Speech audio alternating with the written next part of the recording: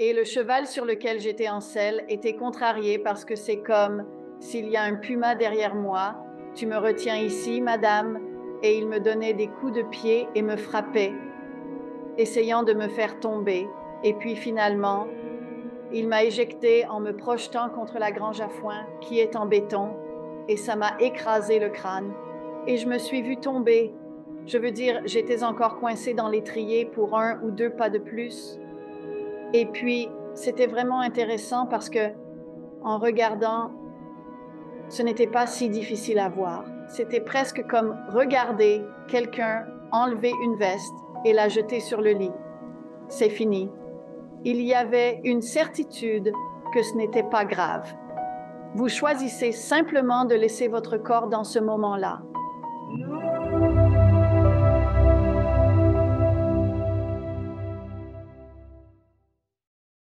J'aimerais accueillir dans l'émission Leslie Lupo. Comment ça va, Leslie? Je vais très bien. Merci beaucoup d'être venue à l'émission, ma chère, et de partager ton histoire remarquable avec mon public.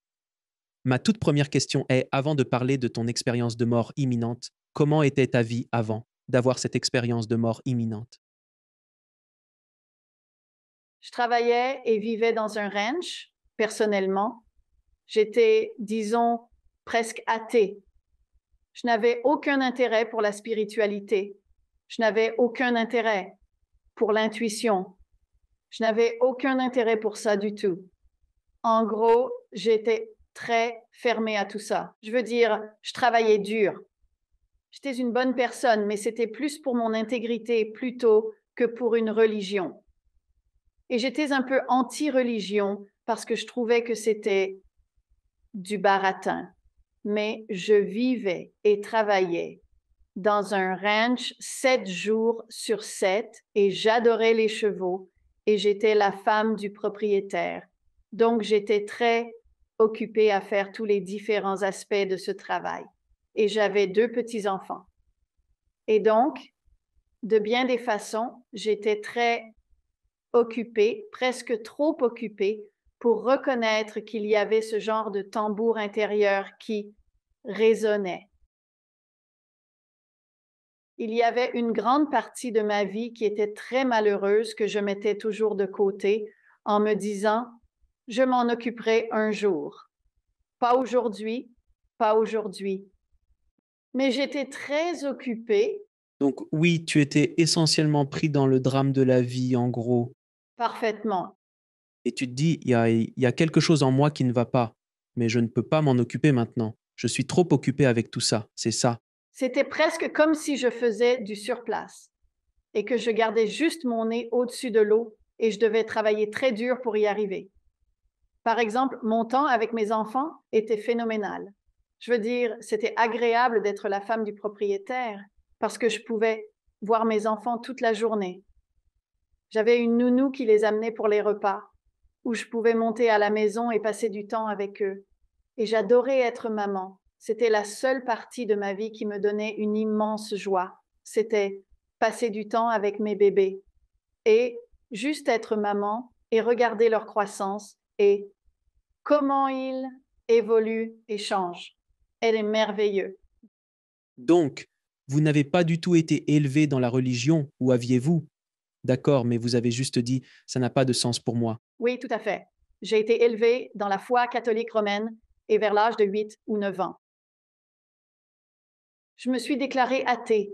Je pense que j'avais 9 ans parce que les nonnes, je les combattais parce qu'elles disaient que tu n'irais au paradis que si tu étais un catholique romain baptisé. Et j'étais comme, ça ne marche pas pour moi. Je veux dire, même à cet âge-là, j'étais comme, non. Oui, c'était une partie de j'ai été élevé comme, eh bien, catholique romain, et c'était juste un peu comme, donc vous voulez dire que les 3 ou 4 milliards d'autres personnes dans le monde sont juste comme: «Désolé, au hasard, vous n'êtes pas les élus». Tu vas en enfer. C'est ce qui m'a terrifiée. J'ai dit, où vont-ils? Et elle a dit, en enfer. Et tout le monde dans la classe a fait, parce qu'ils ne te disent pas ça. Ils disent juste qu'ils ne vont pas au paradis. Eh bien, j'ai levé la main. Où vont-ils? En enfer. Et les gens qui sont morts avant la naissance de Jésus, ils sont tous en enfer. Je veux dire, je ne pouvais tout simplement pas comprendre ça. Il y a quelques incohérences dans l'histoire, disons-le comme ça, dans l'intrigue, si vous voulez. C'était il y a longtemps aussi. Je ne sais pas ce qu'ils ressentent maintenant, mais c'était assez. Ça m'a juste dégoûtée et j'ai un peu dit non, alors il n'y a pas de Dieu. Donc, tu as jeté le bébé avec l'eau du bain. Oui, j'ai tout fait. Donc, tu te dis, il n'y a pas de Dieu. Si c'est ça Dieu, je ne veux même pas en parler. Exactement. C'est ce que j'ai dit, s'il n'y a pas de Dieu, car je ne crois pas que cela arriverait. C'était tout. J'ai pensé non. Je me suis tournée vers la science dès l'école primaire et au lycée, car j'appréciais la certitude qu'elle offrait, n'est-ce pas? Parce que c'est prévisible et c'était solide et entre guillemets, vraiment solide, n'est-ce pas? Parce qu'une chose que j'ai remarquée dans l'histoire humaine, à chaque moment de l'histoire humaine, ils pensent qu'ils ont tout compris. J'aime la façon dont ils le font maintenant. Et l'une des choses avec lesquelles je travaillerai toujours avec mon client, c'est ou quand vous rencontrez quelqu'un de nouveau, il semble être, autant que je sache pour l'instant, sachant que vous pouvez changer d'avis, vous vous donnez la permission de penser par vous-même plutôt que. En fait, j'ai élevé mes enfants en leur disant de remettre en question toute autorité. Posez des questions si vous en avez, y compris à moi. Si je dis non, nous nous assiérons et en parlerons. Et c'était merveilleux. Et maintenant, c'est amusant de les voir faire la même chose avec leurs enfants. Oui, mais quand ils sont très jeunes, ça devient épuisant. Je dis toujours à ma femme que ses compétences seront excellentes quand ils seront adolescents et adultes, mais pour l'instant, ça me rend fou. D'accord. Et je vais te dire, il faut faire attention à ce que tu leur dis. J'ai dit à ma fille, elle était en colère contre elle-même et l'autodétestation est quelque chose que nous devons tous surmonter, vraiment. C'est inhérent à l'humanité parce que les enfants se détestent quand ils font des erreurs. Et j'essayais de la calmer et c'est en fait logiquement vrai. J'ai dit, il te faudra faire 50 000 erreurs avant de vraiment comprendre. Alors j'étais agacée par quelque chose qu'elle avait fait et j'ai dit, j'étais en colère contre elle. Elle m'a répondu, maman, je n'ai pas encore fait mes 50 000 erreurs. Et là, je me dis, d'accord, je me tais et j'observe. Tu as raison, c'est fini. D'accord, donc tu as clairement, en quelque sorte, rejeté la religion, rejeté Dieu et tout, essentiellement, et tu es allé directement dans les sciences. Raconte-moi ce qui s'est passé le jour où tu as eu ton expérience de mort imminente. Je suis tombée. Les chevaux sont très imprévisibles.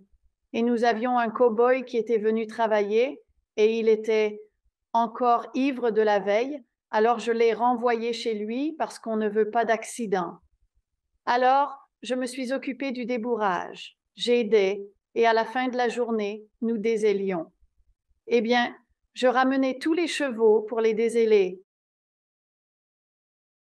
Il y avait un cheval qu'on appelait Houdini qui pouvait se libérer de n'importe quel nœud ou enclos. On devait le garder à part. Et il a défait le loquet et il a couru jusqu'à la grange à foin avec sa selle.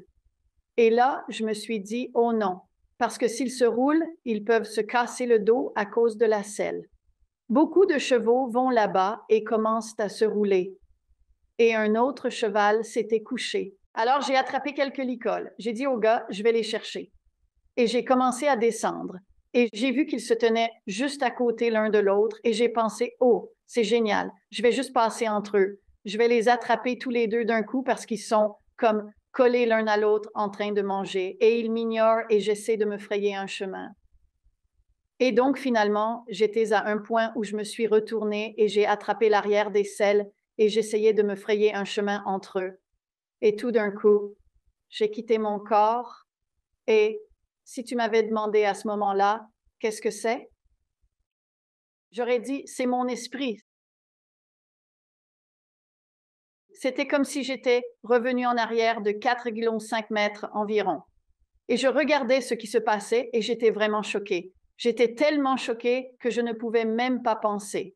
C'était juste regarder.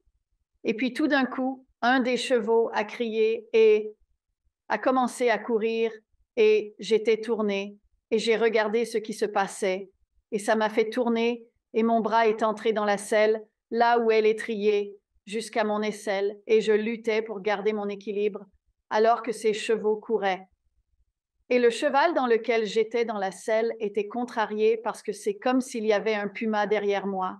Tu me retiens ici, madame. Et il me donnait des coups de pied et me frappait, essayant de me faire tomber. Et puis finalement, il m'a éraflé en me courant dans la grange à foin, qui est en béton, et ça m'a écrasé le crâne. Et je me suis vue tomber. Je veux dire, j'étais encore coincée dans l'étrier pour 1 ou 2 pas de plus. Et puis, c'était vraiment intéressant parce que, en le regardant, ce n'était pas si difficile à regarder. C'était presque comme regarder quelqu'un enlever une veste et la jeter sur le lit. C'est fini. Il y avait une certitude que ce n'était pas grave. Tu choisis simplement de laisser ton corps de cette manière. Et je me souviens avoir pensé, je me demande si tout le monde quitte leur corps. Parce que la seule chose que je savais, c'est que j'étais mort. Je savais que ce n'était pas un rêve, je savais que ça n'allait pas l'être. J'étais inconscient. Je savais que j'étais mort.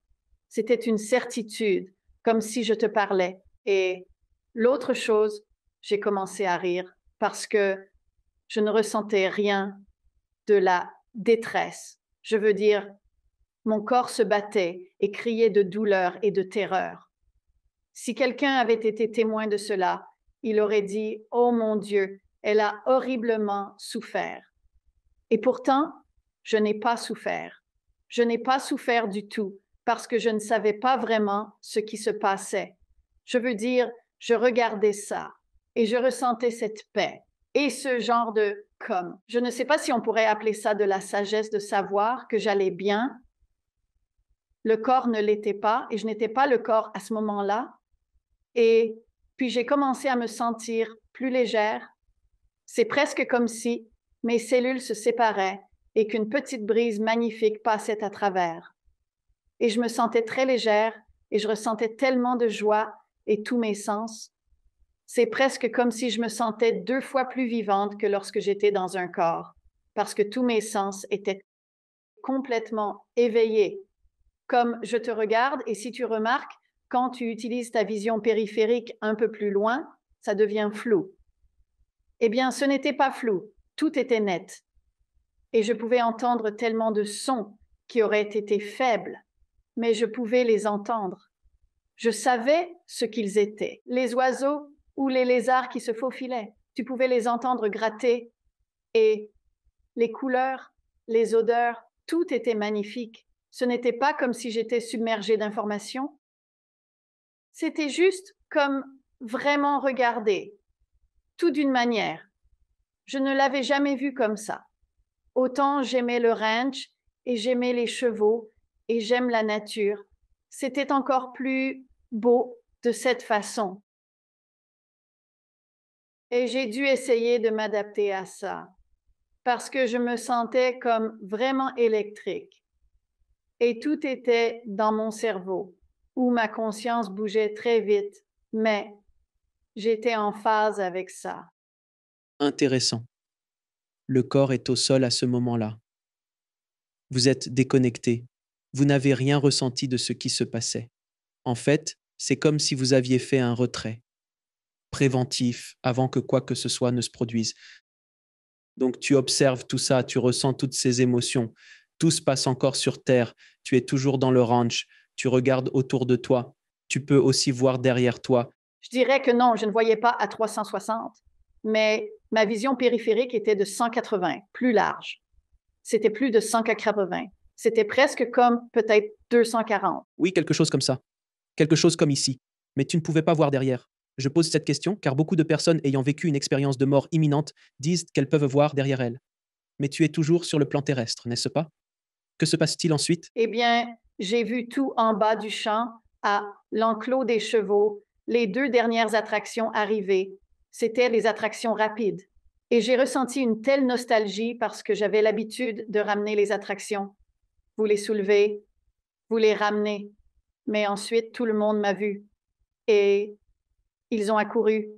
Et c'est difficile d'expliquer comment vous vous déplacez parce que ce n'est pas comme marcher linéairement comme ça. C'est juste que je regarde quelque part et j'y suis.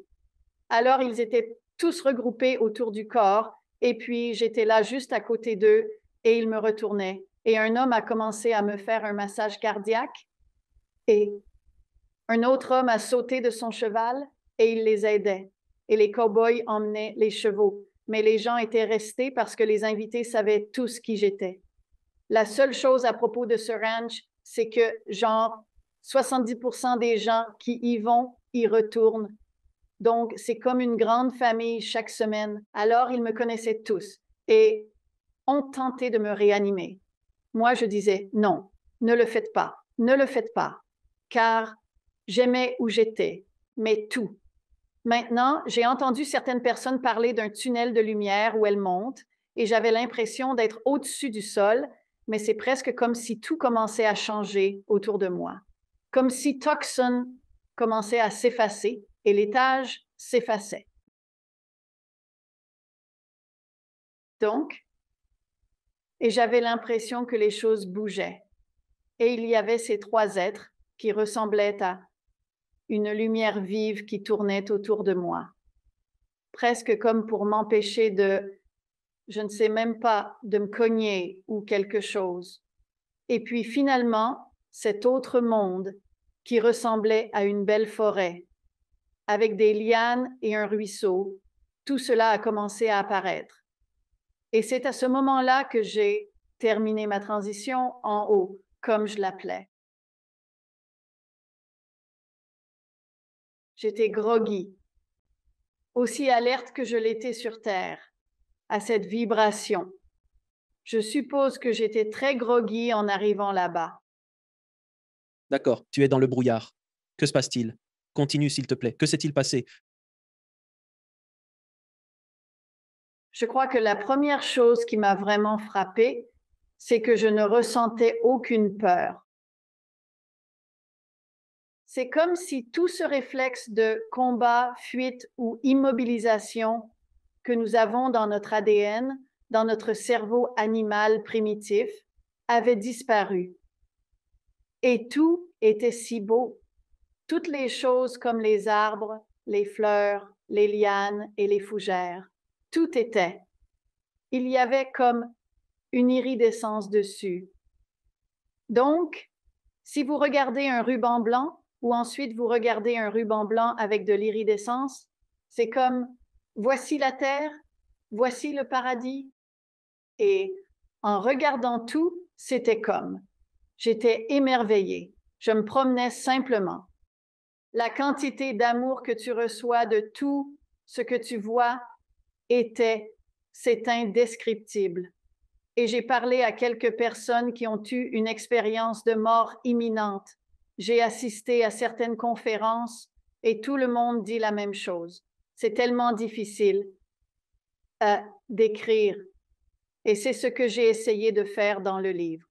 Ça m'a pris beaucoup de temps à l'écrire parce qu'à chaque fois que je le relisais, je pensais à un autre sens, que ce soit le son ou l'odeur ou sentiment à ajouter. Donc, j'essayais de faire comprendre aux gens que c'est comme ça, ce que vous ressentez là-haut. Et juste se promener, toucher des choses. Et ce qui est intéressant, c'est que si vous sortez, comme à l'aube ou au coucher du soleil, et que vous regardez un arbre avec le soleil derrière, et que toutes les feuilles sont éclairées, maintenant vous devez imaginer que tout l'arbre est comme ça, et l'écorce est éclairée, et tout est presque comme éclairé de l'intérieur. Il n'y avait pas genre d'ombre. Je vis dans une petite forêt, et je regarde par la fenêtre, et je vois beaucoup d'ombre. Il n'y avait pas d'ombre, mais tout semblait briller de l'intérieur.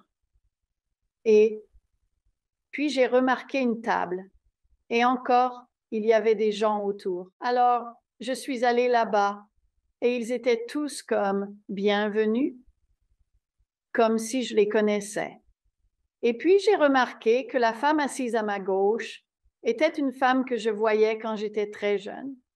Je voyais certains de ces êtres de lumière autour, et je pensais que tout le monde pouvait les voir. Mais ce n'était pas le cas. Alors on se moquait de moi jusqu'à ce que je réalise, d'accord? Ils ne peuvent pas les voir. J'avais genre 505, 4, 5, 67 ans et ils apparaissaient simplement. Parfois, c'était presque comme si j'entendais ces carillons, où tu ressentais une sorte de tout devenait plus léger, comme de l'air frais et une petite brise quand tu étais dans la maison. Et puis je voyais l'un de ces êtres et il ne me parlait jamais. Une seule fois, nous avons parlé, mais l'amour que je ressentais, et j'étais un élève doué donc, pour me rendre heureux à l'école, quand ils enseignaient des choses comme la lecture et l'écriture, et tout ça, parce que je savais déjà faire ça quand j'étais en maternelle. Alors ils m'ont mis à la bibliothèque et je lisais des encyclopédies, ce que je trouvais vraiment cool. Alors j'essayais de comprendre qui étaient ces gens. Et j'ai conclu qu'ils n'étaient pas des démons parce que j'étais élevée dans la foi catholique, donc ils devaient être des anges. Parce que je me sentais toujours si heureux et aimé. Je ressentais tellement d'amour venant d'eux. Et puis j'ai remarqué qu'il y avait ces êtres de lumière que j'avais vus quand j'étais sur Terre, mais les seules 2 personnes qui me parlaient à cette table, il y avait 11 personnes. Nous nous sommes assis et nous avons commencé à parler et je me sentais très groggy. Parfois quand c'était intéressant parce que si je posais une question, comme Mina était à ma gauche et Raoul était à ma droite, et Mina commençait à répondre ou je recevais un mot, mais tout était un téléchargement immédiat. Donc, comme dans mon livre, il y a des moments où nous avons des conversations qui durent des pages, mais toute la conversation était immédiatement téléchargée et comprise immédiatement. Alors, ensuite, ils m'ont dit que j'avais un choix, que je pouvais choisir de rester là-haut ou de retourner sur Terre.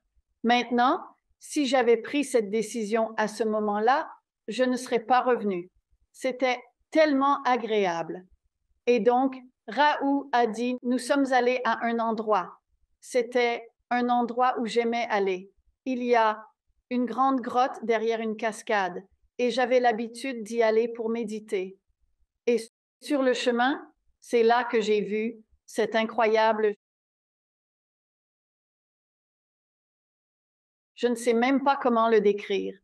C'était juste cette boule de conscience que j'ai fini par réaliser était comme la source ou l'ultime conscience. Et elle était consciente de moi, avec toutes mes petites bizarreries et faiblesses. Elle était consciente de moi et m'adorait. Et si tu te souviens de l'enfance, on nous apprend à adorer Dieu. Et si on a vraiment de la chance, Dieu nous aimera ou nous tapotera la tête. Et c'était comme je pouvais sentir cet amour intense venant de moi. Et puis, je pouvais aussi sentir cette adoration en retour venant vers moi, comme cet amour complet de la tête aux pieds. Et puis, j'ai remarqué autre chose. Quand je regardais le ciel, c'était un type de ciel différent. C'était presque comme un patchwork, au lieu d'une couleur unie. Et j'ai remarqué que c'était comme si je regardais à travers le sol d'un autre royaume. Et Rahu m'a expliqué cela. Il a dit, il y a beaucoup, vous savez, une multitude de royaumes. Et vous pouvez monter, vous pouvez faire demi-tour et redescendre, et vous pouvez entrer dans le divin. Eh bien, je l'ai appelé le divin. Il peut monter tout en haut et revenir chose. C'est un problème parce que parfois, quand je posais une question là-haut et qu'il me répondait, ça avait parfaitement du sens. Et puis, quand je revenais sur Terre, je me disais, qu'est-ce qu'il voulait dire par là? Mon cerveau est de nouveau en marche dans le corps humain. Je me dis, j'aurais dû prendre des notes ou quelque chose comme ça. Il semble que tu t'adresses à un conseil de sage. C'est ce que ça évoque. Eh bien, c'était en fait, oui, une partie de mon groupe. Ce qu'on m'a dit, c'est qu'il y avait un groupe parmi nous et une partie d'entre eux est descendue. Et c'est à ce moment-là que je suis entrée dans cette salle des archives et je parlais à cet être très grand.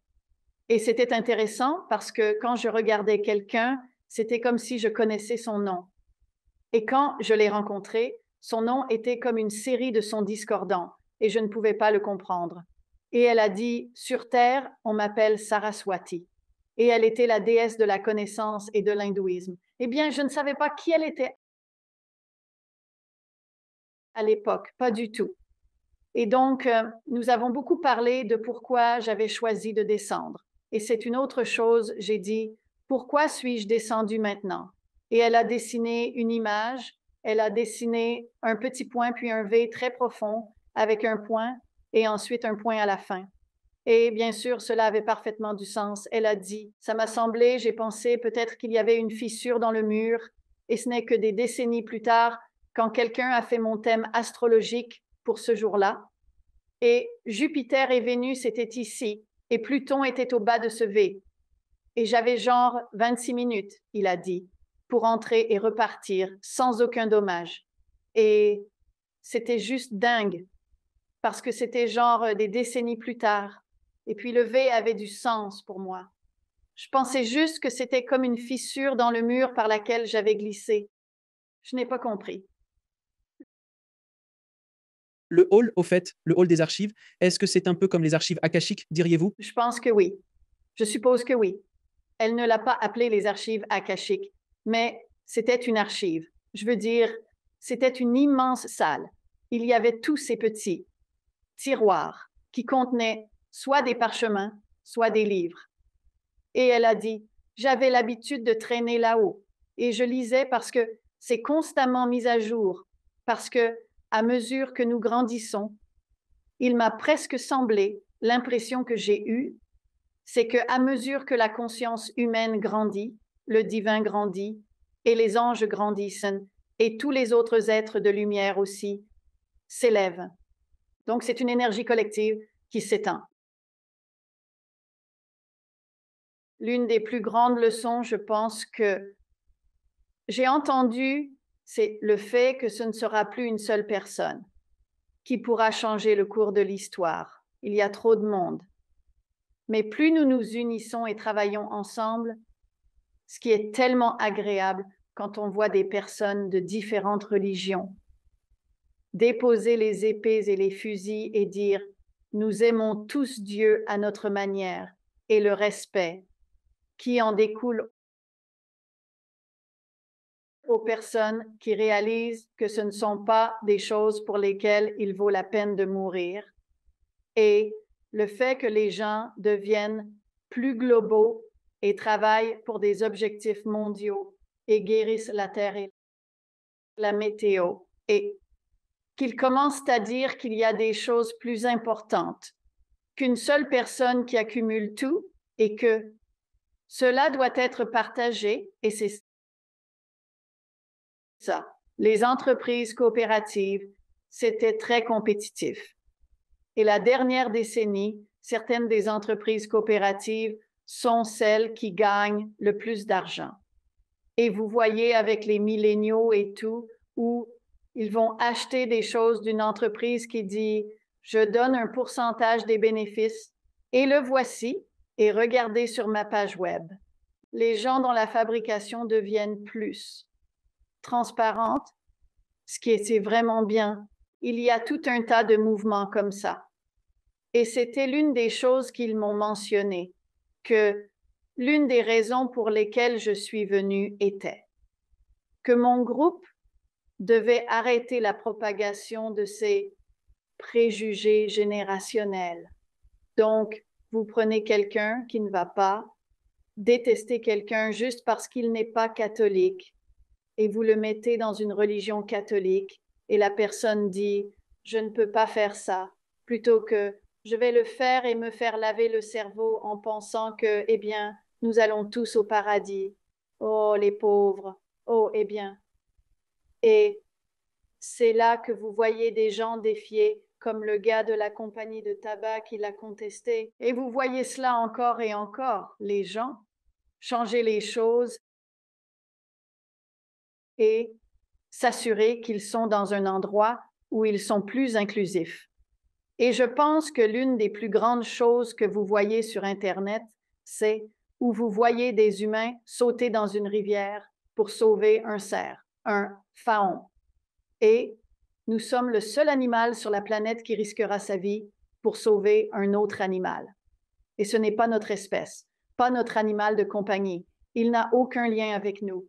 Mais nous voyons cela et c'est la meilleure partie de l'humanité. Et personnellement, je pense, sauf pour les fans des White Sox. Non, je plaisante. Personnellement, je pense. Désolé.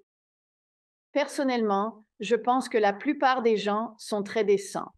Et je ressens qu'il y a beaucoup de désinformation.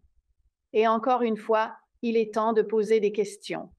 Posez des questions, ne brûlez pas tout. Posez juste des questions. Faites des recherches. Quand vous obtenez des informations, d'où viennent-elles? Essayez de découvrir la vérité, car ce qu'ils disent va changer. C'est quand nous commençons à travailler comme un seul, au lieu de tous ces différents pays et ces différentes villes et ces différentes couleurs et ces différentes religions, c'est comme non, vous êtes tous un. Et c'est quelque chose que vous voyez de plus en plus évident. Nous sommes toujours à l'étage. Vous êtes dans la salle des archives, donc vous êtes entrés. Le monde a changé autour de vous. Il y a 3 êtres. Vous êtes devant un conseil des anciens. Vous avez eu des conversations. Y en a-t-il eu d'autres là-bas? Oui, dans la grotte. Je suis entrée dans la grotte et Jésus était là. D'accord. De quelle grotte parlons-nous? Eh bien, quand nous avons quitté la table, Ro et moi sommes allés dans une grotte derrière une cascade. Il a dit que tu aimais y aller pour méditer tranquillement. Oui. Alors nous y sommes allés et quand je suis entrée, c'était magnifique. C'était comme du marbre blanc et c'était en fait sculpté en forme de cercle, comme un grand cercle rond. C'était magnifiquement fait. Et je suis entrée et il y avait Jésus et j'étais juste comme, eh bien, si j'avais été en bas, j'aurais dit, que fais-tu ici? Va-t'en. Parce que j'étais comme, non. Mais il avait toute cette lumière et il m'a dit de me reposer. Et il a commencé à mettre ça. C'était du bois de santal et de la rose, une odeur d'huile, mais il a commencé à en mettre sur tous mes chakras et il a dit, tu as fait un travail immense. Il est temps pour toi de te reposer. Nous apprécions ce que tu as fait et juste détends-toi ici. Et nous avons encore un peu parlé de la décision que je devais prendre. Et il a dit, si tu restes, tout ira bien. Si tu retournes, tout ira bien. Alors ne t'inquiète pas pour ça. Tu dois faire ce que tu veux faire, en gros. Et puis, c'est presque comme si j'avais fermé les yeux ou c'est presque l'équivalent de faire une sieste. Et quand j'ai ouvert les yeux, il était parti. Et encore une fois, il y avait tout cet amour qui émanait de lui. Chaque être que tu rencontrais, c'était juste. Mais certains étaient un peu plus grands que d'autres, et son aura était si brillante qu'on ne pouvait pas voir ses pieds ni le bas de ses jambes parce qu'il était un peu flou. Et puis, quand je suis sortie, c'est là que je suis allée à la salle des archives. J'ai parlé à Saraswati. Et puis, quand je suis sortie de la salle des archives, il y avait Mina qui se tenait là, la dame en robe bleue que j'avais vue enfant. Je l'appelais la dame bleue. Et puis nous sommes allés dans une pièce plus petite et nous n'étions que 6 à la table. Et Rao et Mina étaient là, et puis quelques autres personnes, et puis moi. Nous avons commencé à parler. C'est là que nous avons abordé des questions sérieuses, comme « Que s'est-il passé? Que veux-tu faire? » Et après cette expérience avec Jésus, avec la petite onction et la haute sieste, je ne me sentais plus groggy. Je me sentais complet. Je me sentais énergisé. Quand nous parlions, j'ai posé beaucoup de questions comme « Que se passe-t-il si je reste? Que se passe-t-il si je pars? Si je reste, qu'ai-je fait avant? » Et c'était comme si mon groupe d'âmes était responsable de planter. C'est ce que j'ai fini par appeler des bodhisattvas aveuglés. Et parlons du Dalai Lama. Il est descendu, c'est un bodhisattva. Il est né dans une famille très spirituelle. Les moines connaissaient la date et les coordonnées. Ils sont allés au village. Ils l'ont trouvé. Ils ont ramené lui et sa famille au monastère. Il a donc reçu une formation très spéciale. Et vers le milieu des années 1800, la conscience mondiale avait changé. Parce que quand on pense aux personnes qui pouvaient être comme Thérèse d'Avila ou certains des saints et personnes saintes dans toutes les cultures, ils sont nés dans des cultures et des familles qui reconnaissaient le don de cet enfant. Et ils ont reçu la formation adéquate pour apprendre à se concentrer et à être dans l'état spirituel. Parce que tout cela concerne le physique et vous oubliez le spirituel. Mais où vont-ils? Ils vont dans les églises, les monastères, les mosquées et les temples. Et les personnes appelées y vont. Mais qu'en est-il des personnes qui ne sont pas appelées et qui sont encore ivres de la veille ou être vraiment méchants les uns envers les autres? Alors, vers le milieu des années 1800, un autre groupe de bodhisattvas s'est porté volontaire pour un autre niveau à élever. Et c'était de naître dans des familles très jeunes, pas des âmes plus âgées, mais des âmes plus jeunes, et d'être. Expérimenter les enseignements et avoir la présence d'esprit de dire « Non, je ne peux pas faire ça. Je ne peux pas te suivre là-dedans. » Et cela a commencé dans les années 1850. Et ce qu'ils m'ont montré, juste avant et pendant la Seconde Guerre mondiale, une énorme quantité de ces âmes très, très anciennes sont descendues parce que, avec la Première Guerre mondiale et la Seconde Guerre mondiale, il y avait tellement de gens qui ont été tués dans ces guerres, de pure haine, des humains tuant des humains, qu'ils ont en quelque sorte truqué le jeu. Donc, vous avez beaucoup de très vieilles âmes qui arrivent, ce qui se passait. C'est à ce moment-là que les hippies sont arrivés, car il y a eu un énorme changement. Et ces gens-là naissaient qui allaient un peu prendre une direction différente et dire « Non, on ne peut pas le faire juste parce que vous dites qu'on devrait le faire. » Et nous avons eu beaucoup de bouleversements sociaux, nous avons eu beaucoup de marches, nous avons eu beaucoup de gens mourant au Vietnam, nous avons eu beaucoup de choses folles qui se passaient. Et c'est ce qui a alimenté cela. Et donc, ce qu'ils m'ont montré, c'était des bodhisattvas, mais ils avaient les yeux bandés, car ce n'est pas comme s'ils se souvenaient de qui ils étaient. Apparemment, quand le Dalai Lama a vu les moines, il avait 5 ou 6 ans. Il jouait dans l'art. Il a vu les moines. Il a couru vers l'hôtel familial, a pris des perles, a dit « Au revoir, maman » et est parti en courant. Et elle le poursuit en disant « Où vas-tu » Et ces moines, ils se sont rencontrés, ils les ont amenés et ils étaient convaincus de cela. En fait, ils se sont touchés le front quand ils se sont rencontrés. Et c'est un bébé, donc ils savaient qui il était. Les bodhisattvas aveuglés ne savent pas qui ils sont. Ils ne savent pas du tout. Alors, j'ai commencé à les appeler les enfants Houdini parce que je regardais un documentaire sur les magiciens. Et voilà Houdini, et il commence à lui bander les yeux. Il se tient sur une plateforme et mes guides disent « Ding, ding, ding, regarde ça. Regarde ça. » Parce que dire « bodhisattvas aveuglés » est un peu long. Et ils l'ont aveuglé. Ils l'ont mis dans un sac. Eh bien, ils l'ont attaché, puis ils l'ont mis dans le sac, jeté dans la rivière. Et c'est exactement ce que ces bodhisattvas aveuglés vivent, car ils doivent trouver en eux-mêmes le chemin spirituel sans aucun enseignant. Et certains ont tellement souffert qu'ils ont juste dit « Je ne peux pas vivre comme ça. Il doit y avoir autre chose. » Alors, j'ai commencé à les appeler les enfants Houdini. Et j'ai beaucoup d'informations sur ces enfants Houdini sur ma page web, parce que beaucoup d'entre eux ont eu l'impression d'être des changelins pendant de nombreuses années. J'ai fait ces ateliers pour des gens qui sont des enfants Houdini, sans vraiment le nommer. C'était en fait pour apprendre l'amour de soi et le pardon de soi. et vraiment être en paix avec qui je suis, avec toutes mes bosses et éraflures. C'était quelque chose que lorsque j'avais des séances individuelles et je disais: «Oh mon Dieu, vous êtes un enfant Houdini», et je leur expliquais ce que c'était. Cette femme a posé sa tête sur le bureau et a commencé à pleurer. Elle a dit: «Oh mon Dieu, ça a tellement de sens parce qu'ils sont descendus.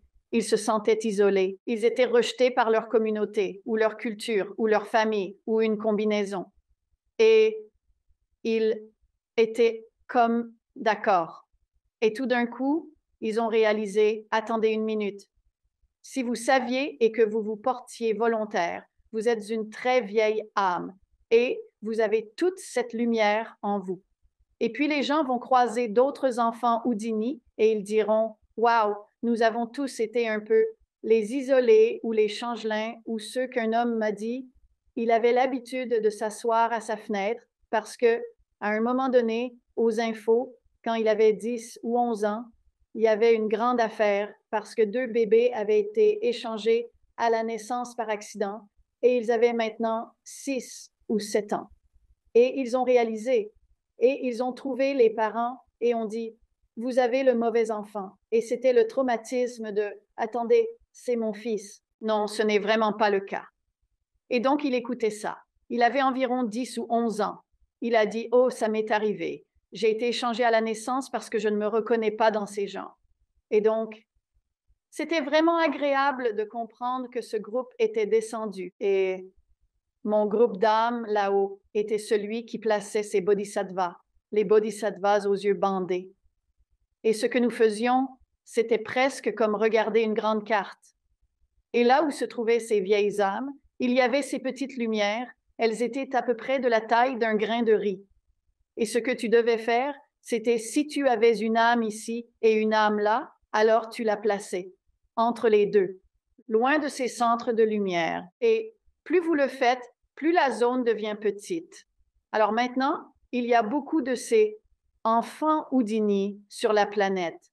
Et ce sont eux qui disent simplement, même ces enfants de 15 et 14 ans qui arrêtent le monde et disent, non, je veux dire, c'est magnifique. Donc tout cela se passe dans cette pièce. Donc vous êtes en gros dans cette petite pièce. Il vous explique toutes ces choses, n'est-ce pas? Un échange d'informations. Et vous êtes capable de retenir ces informations, ce qui est rare parce que la plupart du temps, c'est oublié quand vous revenez, comme vous avez des aperçus, mais vous n'avez pas d'informations aussi détaillées, vraiment réelles. Eh bien, tu sais, c'est intéressant. Ils m'ont demandé à un moment donné, veux-tu te souvenir de ça, oui ou non? Et on en a parlé et j'ai choisi de le faire. Et ils ont dit, d'accord, mais tu dois savoir à quel point ça va être isolant, parce qu'une fois que j'ai dit que je reviendrai, c'est comme s'ils avaient changé d'avis et essayaient de me dissuader d'une certaine manière. Et ils disaient, d'accord, ça va être très isolant. Et la seule chose dont je pense que beaucoup de gens qui ont eu des EMI ne parlent pas, c'est la fragilité que nous ressentons. C'est comme si parfois je me sentais comme un château de cartes, parce que certaines choses vont un peu. C'est comme si tu regardais quelque chose et tu ressens une douleur accablante, parce que tu regardes les infos et tu ressens l'impuissance d'entendre des gens faire des choses extraordinaires qui sont à courte vue et préjudiciables. Et tu ne peux pas juste aller leur dire abracadabra et leur faire comprendre que ce qu'ils font est tellement mal. Et c'était, je pense, cette impuissance même qui m'a fait me sentir si mal. Avant l'accident que je viens d'avoir, arrivé à un état de grande impuissance. Et c'est pourquoi. Parce que quand je parlais avec Saraswati, j'ai dit, pourquoi est-ce que c'est arrivé? Elle a dit, eh bien, tout d'abord, tu as ceci. Ensuite, tu avais perdu espoir. Et donc, tu es revenu et maintenant, tu peux venir ou partir. Et je devais partir quand j'avais 21 ans. J'étais descendue avec un de mon groupe et nous allions nous retrouver en couple et mourir dans un accident de voiture. Quelques jours avant l'accident, j'ai décidé de rentrer à Chicago. Nous étions à Albuquerque. Puis il est décédé dans l'accident. Et moi, j'étais à Chicago. Il voulait que je reste avec lui, mais j'ai refusé. Je devais retourner, gagner de l'argent pour payer mes études. Ayant de l'argent, il disait qu'il allait payer, mais il devait le faire. Puis, 4 jours plus tard, il est décédé. De retour à Chicago, je me suis demandé ce qui s'était passé, car j'aurais dû être dans la voiture avec lui. Et tu as entendu ça de l'autre côté? Ils te l'ont dit? Eh bien oui, ils ne m'ont pas parlé de l'accident de voiture. Ils ont juste dit que tu étais parti avec quelqu'un et qu'il était revenu et que tu avais choisi de rester. C'est tout ce qu'ils ont dit.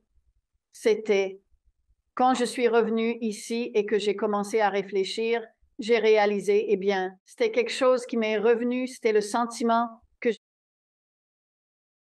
j'ai abandonné. J'ai décidé de ne pas y aller. En fait, j'ai eu cette incroyable méditation, vision, qui montrait comment tu te déconnectes, comme quand tu te prépares à mourir. Les gens commencent à s'éloigner du pôle terrestre et il y a ces petits fils sur toi qui se cassent. Et donc, nous faisions cela et je continuais à regarder la terre. Et finalement, j'ai lâché sa main et je suis retournée sur terre et lui a continué. Tout le monde m'a toujours dit que chaque fois que j'ai travaillé avec quelqu'un qui a un don pour l'intuition, ils disent toujours « Mon Dieu, tu aimes la terre ». J'ai dit « Oui, je suppose que c'est vrai parce qu'ils reviennent souvent ». Y avait-il d'autres informations notables qu'ils vous ont données lors de cette réunion? Tout est si flou, mais c'était essentiellement travailler vers l'espoir. Ils ont dit « Tu es venu dans la première partie de ta vie, tu apportais le pardon parce que tu étais très indulgent. Quiconque me blessait, je leur pardonnais toujours. Je ne gardais jamais rancune et je suis sicilien, on est censé garder des rancunes. Je ne pouvais pas le faire et j'étais très indulgent et très protecteur envers les gens que j'aimais, mais très indulgent. Quand les gens font des erreurs, nous en faisons tous. Alors elle a dit, cette partie, c'est que tu vas installer l'espoir et montrer. Les gens, la lumière en eux-mêmes. Alors j'avais conçu quelques exercices pour que les gens commencent à ne pas être si attachés au rôle qu'ils jouent en apprenant quelle est la motivation pour. Par exemple, un chien m'avait attaqué quand il a marché sur un piège à mâchoire. C'est mon chien. Il vous adore. Mais il a marché sur un piège à mâchoire et je bougeais très lentement, mais il a fini par m'attaquer parce que j'ai mis ma main près. Il y avait un bouton à appuyer et ça l'aurait ouvert, mais il ne le savait pas. Et nous faisions de la randonnée dans les montagnes du Nouveau-Mexique. Et donc j'ai reculé d'un bond. Il a déchiré ma veste. Il m'a attaqué si violemment, gros canard. Et je ne savais pas quoi faire. Puis, un randonneur nous a entendus et il est venu et il a fait ce que j'aurais dû faire. Il a enlevé sa veste, a couvert la tête d'Orion, a appuyé sur le bouton, a sauté devant moi, tenant la veste. Orion allait bien après. Il boitait. Pas une blessure mortelle. Mais une chose est sûre, je ne me suis jamais mis en colère contre lui parce qu'il m'a mordu. Parce que qui le ferait? Bien sûr. Mais cela s'est transformé en leçon de vie. Donc, si quelqu'un vient et dit « Leslie, tu es moche, grosse et stupide », je les regarderai et dirai « Wow, tu souffres vraiment », plutôt que le prendre personnellement. Donc, à un jeune âge, j'ai appris à travers ces expériences et c'est une des choses que Saraswati m'a dites, c'était « Tu prends une expérience et en fais une leçon de vie », ce qui rend l'enseignement facile. Donc, si quelqu'un vient et te confrontent, tu peux les regarder et dire « Wow, voilà leur piège à ours ». C'est donc une chose facile à intégrer immédiatement. Et ensuite, apprendre à ne pas se laisser piéger par les rôles que nous jouons parce que tu ayez cette âme immortelle. Et donc, une des choses, c'est que quand j'ai l'impulsion de gifler les gens parce que ça m'arrive, je ne le fais pas. Et je ris et je me dis « Voilà cette part humaine en moi ». Alors, ton âme immortelle, c'est comme imagine ton bonbon préféré. Le mien, c'est la truffe au chocolat. Donc, voici une truffe au chocolat. c'est l'amour et c'est ton âme immortelle. Il y a un emballage pour le protéger, c'est la conscience humaine.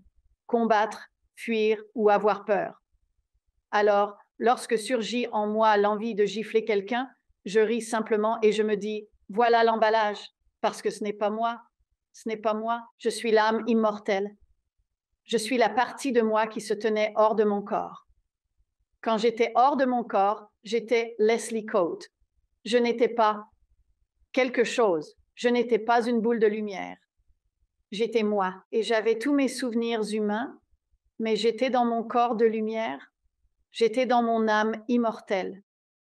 À quel moment as-tu dit « D'accord, je retourne » Es-tu simplement revenu brusquement dans ton corps? Es-tu revenu très doucement dans le corps? Comment ça s'est passé? Il y avait la pièce dans laquelle nous étions. Quand nous y sommes entrés, c'était une longue pièce et le mur du fond était un peu ondulé.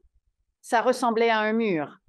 Je pensais que c'était une cascade parce qu'il y avait beaucoup de fontaines d'eau et je pensais que c'était une fontaine d'intérieur. Et quand j'ai décidé et que nous en avons parlé, je suis allée là-bas. Et quand j'ai commencé à traverser cette énergie, c'était de l'énergie.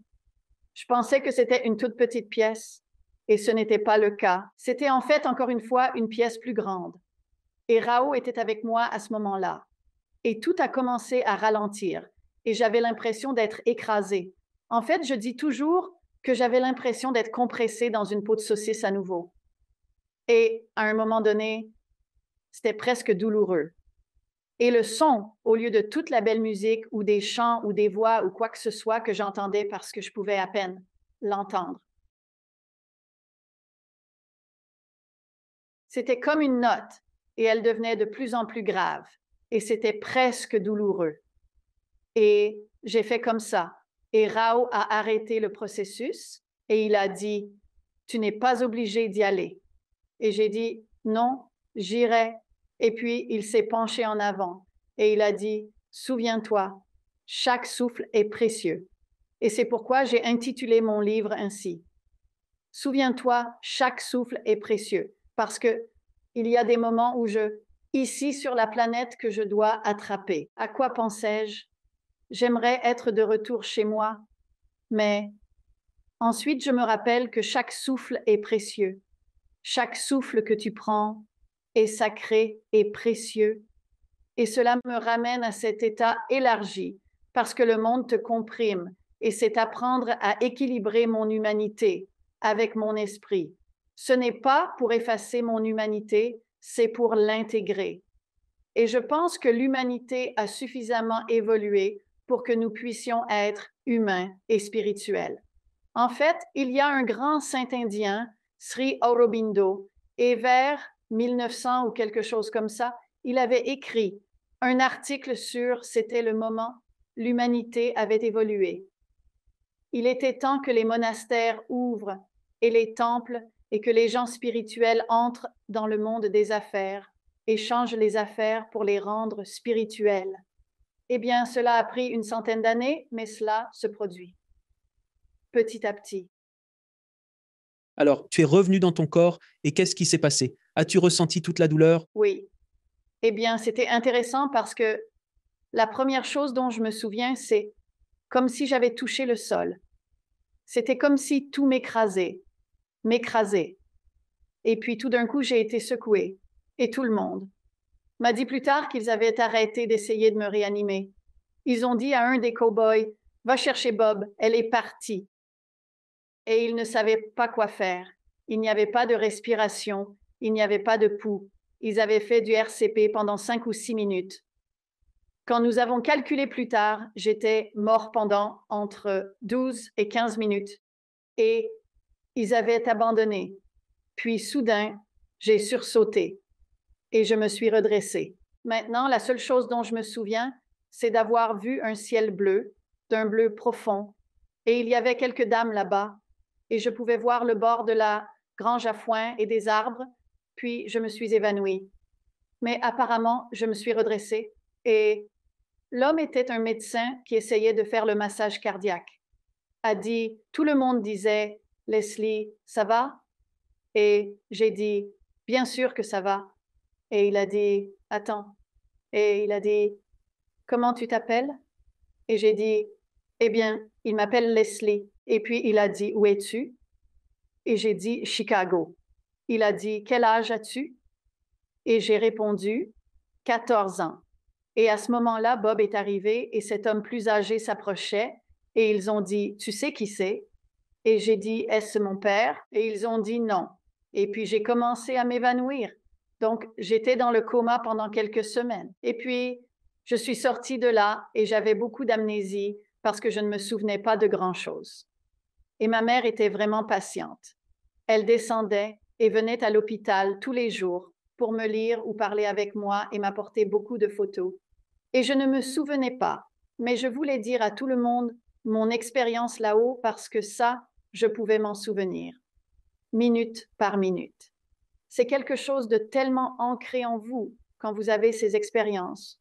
Vous ne les oubliez pas, complètement. Et donc, mon médecin n'aimait pas ça. Et il convainquait tout le monde que j'étais dans un état psychotique. Et il est venu une nuit. C'était vraiment terrifiant parce que je me sentais tellement impuissant. Il s'est assis sur le lit et il a commencé à me donner des coups d'épaule. Et il a dit, si j'entends encore une histoire de tes hallucinations, il a dit, je vais te bourrer de médicaments. Tellement de médicaments que tu ne sauras plus si c'est le jour ou la nuit. Et je vais te mettre en unité psychiatrique. Et il aurait pu. Et j'étais horrifiée à la fin de son discours. Je m'étais détournée de lui et je sanglotais. Et il y avait une infirmière dans la pièce quand il a ouvert la porte en trombe, est entrée et a commencé à me crier dessus, puis est sortie en trombe. Et elle est venue et a commencé à me frotter le dos et je pleurais. Et elle a dit quelque chose et elle a dit, j'ai déjà entendu cette histoire. Et j'étais là, quoi. Et elle a dit, certaines personnes en parlent parce qu'elle était infirmière en soins intensifs. Bien sûr. Et elle a dit, certaines personnes en parlent. La nuit suivante, elle est revenue avec une autre infirmière et elles se sont assises sur le lit et nous avons juste parlé quelques minutes. J'étais terrifiée. Puis je me suis fermée. Je n'en ai parlé à personne parce que j'avais tellement peur que cela soit utilisé contre moi et que je puisse être envoyée dans un autre, dans un service psychiatrique parce que mes parents le croyaient, ma famille le croyait, mon mari le croyait, tout le monde le croyait. Et ils auraient signé n'importe quel papier pour m'y mettre et ils auraient dit, oui, emmenez-la, mettez-la là-bas, qu'elle aille mieux. Ils pensaient que c'était un défaut. Combien de temps es-tu resté enfermé comme une expérience de mort imminente? Voyons voir, c'était en 88. J'ai commencé à travailler au Canyon Ranch en département métaphysique en, je ne me souviens pas, vers le milieu des années 90. Je ne suis pas bon avec les dates.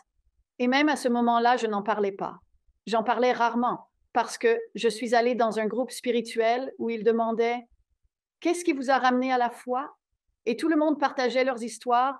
Alors j'ai commencé à leur parler de leur expérience de mort imminente. Et la dame m'a demandé de rester. Elle m'a interrompu. Elle ne m'a pas laissé finir et est passée à la personne suivante parce que chacun devait avoir 10 minutes et 5 minutes. Elle a juste dit, oh, c'est bien, personne suivante, interrompue. Et j'ai juste dit, d'accord, peu importe. Puis elle m'a coincé près de la porte et m'a dit, ne reviens pas ici, nous ne sommes pas intéressés par ta saleté.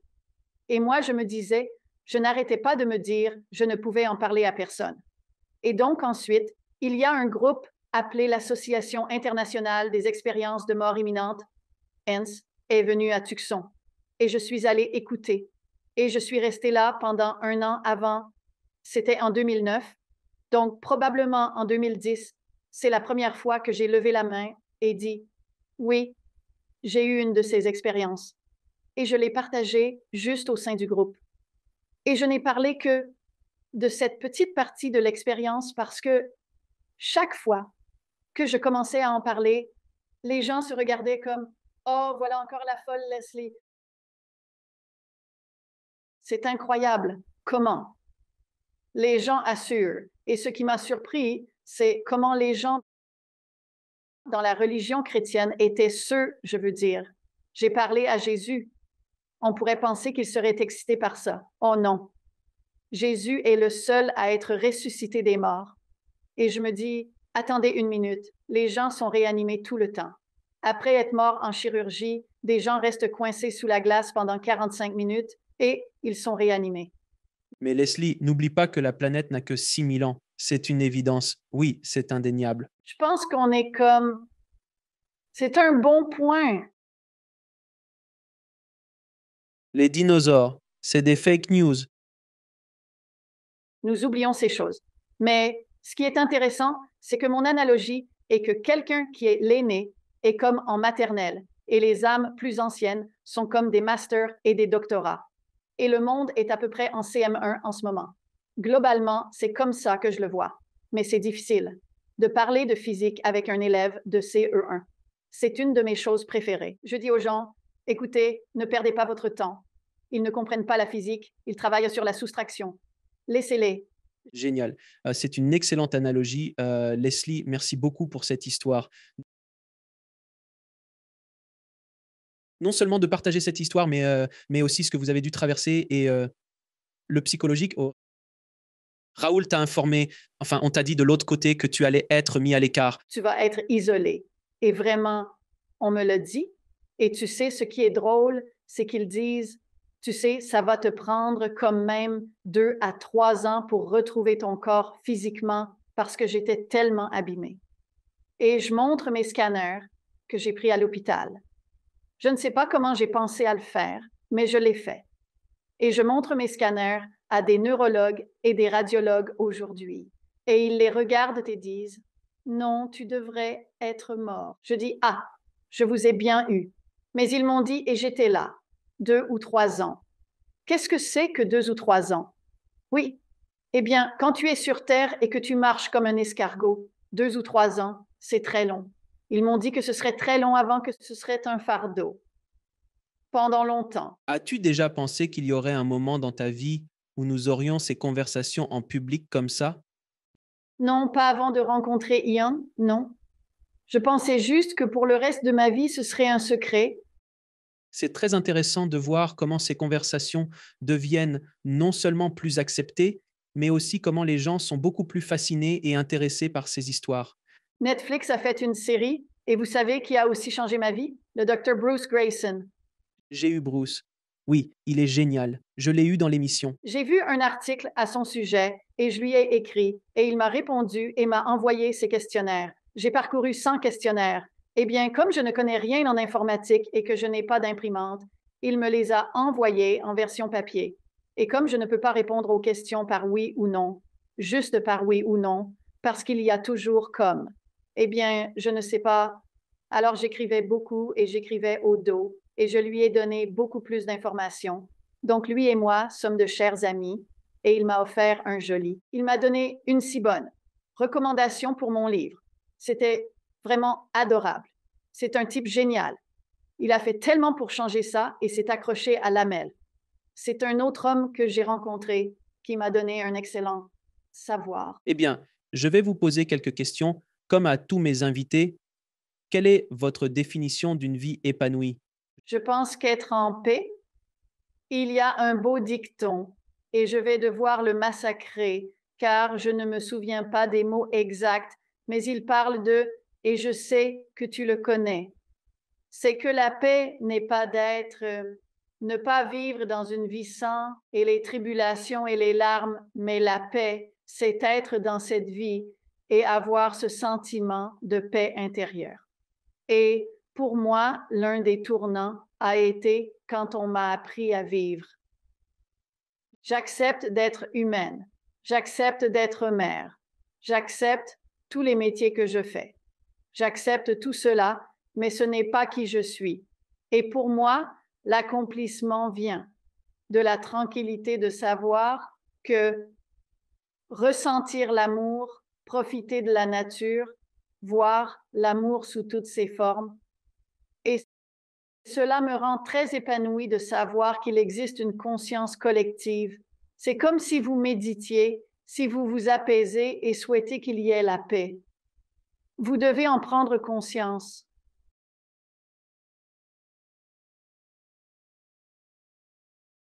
Il y a des millions de personnes qui le font au même moment et que vous vous connectez réellement. Et c'est agréable de le savoir et de commencer à ressentir ces connexions. Parce que, comme je l'ai dit, il y a beaucoup de gens vraiment bien dans le monde qui travaillent à rendre le monde meilleur et à s'impliquer dans cela. À un niveau mineur, tu ne peux pas tout donner. C'est comme apprendre quand travailler et apprendre quand jouer, apprendre quand se détendre, apprendre quand aller s'allonger dans ton lit et pleurer pendant 1 heure. Je veux dire, c'est juste garder les choses en équilibre et au fond, toujours se rappeler que je suis une âme immortelle et je suis là pour apporter de l'espoir et je le ferai pour les bonnes personnes. Si tu avais la chance de remonter le temps et de parler à ton moi plus jeune, quel conseil lui donnerais-tu? Tant de malheur et tant de tristesse. Le jugement de soi. Je lui dirais qu'elle va s'en sortir et que je suis plus heureuse maintenant que je ne l'ai jamais été. Parce que je n'ai rien dans ma vie. Je n'ai personne dans ma vie intérieure. Nous avons l'amour intime qui est pour la famille, les amis et les relations. Et puis nous avons l'amour inconditionnel. Et quand j'ai appris que l'amour inconditionnel n'inclut pas le mot vulnérabilité, je peux aimer inconditionnellement n'importe qui. Mais si tu veux être proche de moi, tu dois être mon égal, en intégrité et en ouverture et en douceur. Et c'est juste une question d'apprendre à trouver ta tribu. Et je dirais qu'un jour, tu ne te sentiras plus si seul. Tu vas trouver beaucoup de gens qui sont tout aussi curieux et excentriques et fous que toi, et tu vas beaucoup t'amuser. Comment définissez-vous Dieu? C'est incommensurable, indescriptible. C'est l'intensité de l'amour. C'est une telle acceptation. Et pour moi, Dieu n'est que amour. Il n'y a pas de jugement, il n'y a pas de haine, il n'y a pas de vengeance. Comme dans beaucoup de religions différentes, Dieu est le plus pur. Sentiment, adoration et sentiment. Ressentir l'adoration. La véritable adoration et se sentir adoré en retour. C'est le plus haut niveau d'amour et l'acceptation totale. Et quel est donc le but ultime de la vie? Grandir, apprendre et grandir. Je vais apprendre et grandir jusqu'à ma mort. Je ne vais jamais m'asseoir. Je suis à la retraite. Mais pour commencer une nouvelle carrière, je prends des cours et je refais de l'art parce que j'avais un diplôme en psychologie et un diplôme en art quand j'ai obtenu mon diplôme. Donc, je retourne à mon art. Et le but de la vie est d'aider les autres. Je pense que la seule chose qui nous rend le plus heureux, c'est quand nous pouvons aider quelqu'un, ne serait-ce qu'un peu, et que vous les voyez capables de le faire eux-mêmes et de prendre soin d'eux-mêmes et qu'ils n'ont pas à revenir pour un ajustement. Je pense que l'essentiel est d'aider les autres et d'installer l'espoir chez les autres. Et où les gens peuvent-ils en savoir plus sur vous et votre livre? Oh, sur ma page web, j'ai une page web. J'ai oublié mon Leslie John Lupo. lesliejohnlupo.com. Et mon livre est là-bas et il s'appelle Chaque souffle est précieux. Et je suis en fait sur la couverture du livre. C'est moi avec les chevaux. Très bien. Avez-vous un dernier message pour le public? Merci à tous de m'avoir écouté. Merci pour votre intérêt. Et continuez à poser des questions. Continuez à apprendre, à grandir et ne renoncez jamais, jamais, jamais. Leslie, merci d'avoir participé à l'émission et partagé votre histoire avec nous tous. Je vous apprécie. Merci de regarder. Cliquez sur une des vidéos ci-dessous pour poursuivre votre voyage et n'oubliez pas de vous abonner.